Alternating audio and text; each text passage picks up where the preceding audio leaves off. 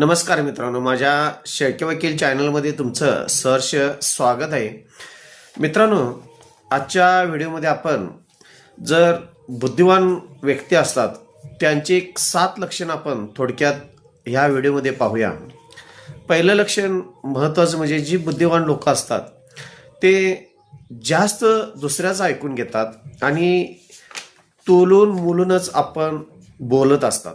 हे पहिलं त्यांचं लक्षण आहे. दुसरं लक्षण जर आपण मित्रांनो पाहिलं तर त्यांना जर एखाद्या गोष्टीचा राग आला किंवा भांडण तटावत असेल तर रागाच्या भरात कोणताही निर्णय ते पटदिशाने घेत नाहीत, लवकरात लवकर निर्णय घेत नाहीत, कारण रागात घेतलेला निर्णय चुकीचा होऊ शकतो. त्यामुळे बुद्धिमान लोक रागात निर्णय कुठला घेत नाहीत. तिसरी महत्त्वाची गोष्ट आहे, मनातल्या ज्या काही गोष्टी असतील ते सगळ्यांनाच सांगत बसत नाहीत. ही तिसरी फार महत्त्वाची आहे. चौथे जर बघितले साहेब, वाद असेल, तंटा असेल किंवा भांडण असेल ते करण्याच्या नादाला लागतच नाहीत, कारण त्यानंतर काय त्याचे परिणाम होतात ह्याचा ते विचार करत असतात.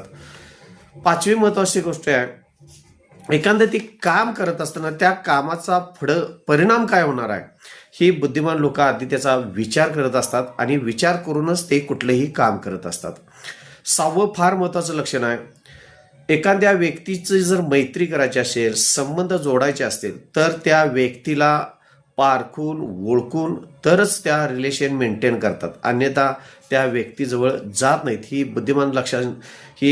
बुद्धिमान लोकांची ही फार मोठं लक्षण आहे. त्यानंतर सातवं महत्त्वाची गोष्ट आहे, ते आपला जो वेळ आहे तो फार विचार करून वापरत असतात. विनाकारण आपला वेळ वाया जाईल अशी कोणतीही गोष्ट किंवा अशी कुठलीही कृती ते करत नसतात.